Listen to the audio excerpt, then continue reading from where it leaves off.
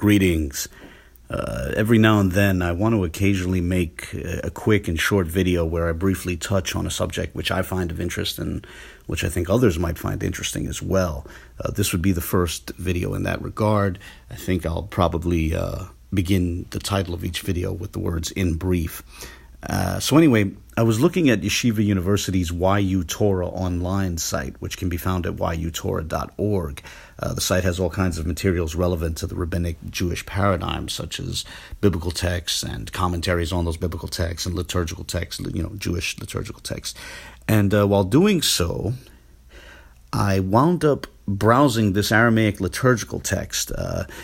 It's a relatively ancient text, as it's also found in Michael Sokolov's book, Jewish Palestinian Aramaic Poetry from Late Antiquity.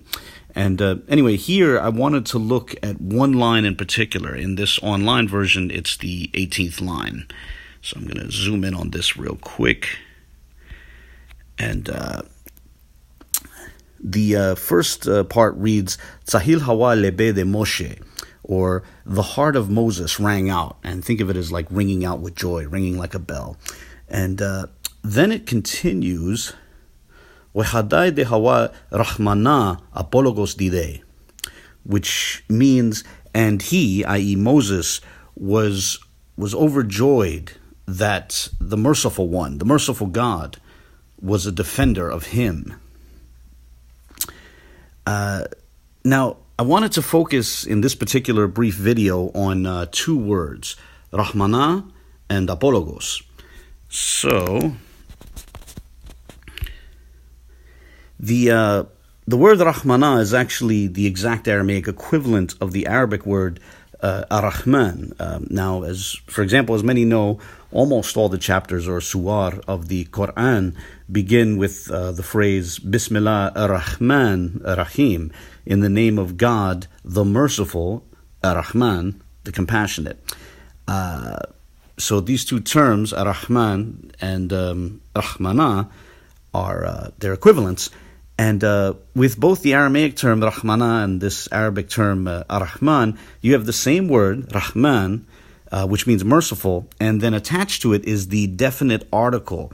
Note that in Aramaic, the definite article takes the form of a terminal or suffixed aleph. That's to say, the aleph character at the end of the word, while in Arabic, the definite article takes on the form of a prefixed alif lam.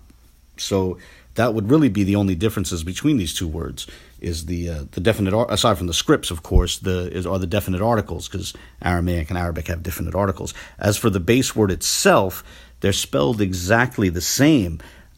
So for those who might be interested, I show the corresponding spellings with this color-coded image, which can help one get past the differences in scripts. The Aramaic Reish corresponds to the Arabic Ra, the Het corresponds to the Ha, the Mem to the Mim, the Nun to the Nun, and as I said, aside from the different scripts, the only difference is really the aforementioned definite articles.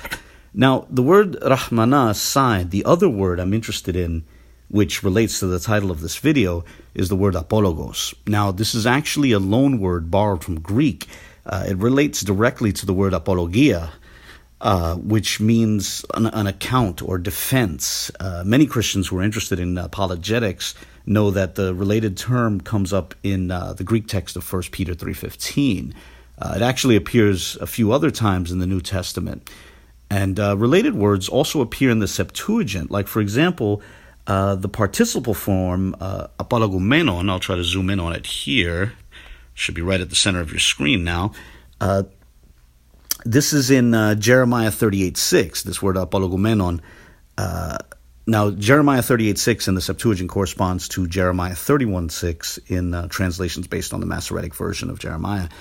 So where an English translation might have watchman, the Septuagint has this participle, apologumenon, which, by the way, is in the genitive plural, and here it means defenders. Now, on a side note regarding, Greek loanwords in Aramaic, since that's what we're focusing on here, that this happens, that this exists, that there are Greek loanwords in an Aramaic text should not be a surprise. For example, for anyone familiar with the 14th and 16th chapters of the Gospel of John, which refer to the Paraclete or the Comforter or the Advocate, however you want to translate that, the word paraklita appears in the Peshitta, the Syrian Aramaic translation of the Bible. And the word paraklita is merely a loanword from the Greek word parakletos, which is actually what appears in the Greek text of John. And that corresponding Aramaic term, paraklita, also appears in the Talmud and various Jewish Targums. But, really Greek loanwords in Aramaic actually predate the New Testament and the dawn of the Christian era, as they even appear in the Old Testament or in Old Testament biblical Aramaic. For example, this is from the text you see on your screen now is from the 3rd chapter of the book of Daniel. And here one can find words like kitharos, and also, bear with me one second, symphonia or symphonia. Now, these words, the word kitharos in Greek literally means ribs, but the word kithara would be used to refer to, a type of harp or a lyre, also called a lira, basically stringed instruments. In fact, the Spanish word guitarra and thus the related English word guitar, like when you're playing the guitar, those words are actually distant etymological descendants of this Greek word, kithara. And so, too, the word symphonia or symphonia is at the root of the English word symphony and the corresponding words that exist in other languages. And with this in mind, I want to share one brief side note. Knowing that these are Greek words transcribed into Hebrew characters, I have to say it's humorous to think that there are folks out there who think that these words in the Aramaic text of Daniel are supposed to be pronounced Kwaya Tharawas and Sawama Panaya. Whatever the case, putting that aside, I wanted to focus specifically on this word apologos. One might be hard-pressed, honestly, to find a Greek text treating the exact corresponding Greek word as meaning defender. And I mean, corresponding in terms of like spelling and stuff like that. Those who are irreligious and a bit polemical in their demeanor might be amused to note, for example, that in modern Greek, apologos has come to take on the meaning along the lines of a fable or parable or myth. And there's actually corresponding terms in French, Italian, and English, like the Italian word apologo or the English word apologue, which is apologue. Nonetheless, the Aramaic term means defender. For example, here's the entry for apologos or apologos in the aforementioned Michael Sokolov's book, or another book by the aforementioned Michael Sokolov, Dictionary of Jewish Palestinian Aramaic of the Byzantine period.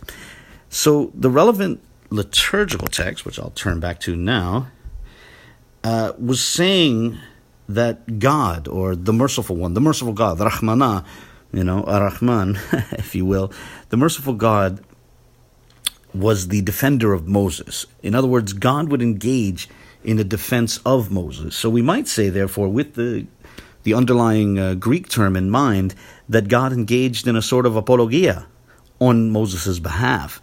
And thus it's interesting to think of God as therefore, or to think of this ancient Jewish Aramaic liturgical text as referring to God as an apologist, in a sense, hence the title of this brief video. On that note, I hope others found this interesting. As I said at the outset, I hope to make more of these in-brief videos on various subjects from time to time. On that note, God bless.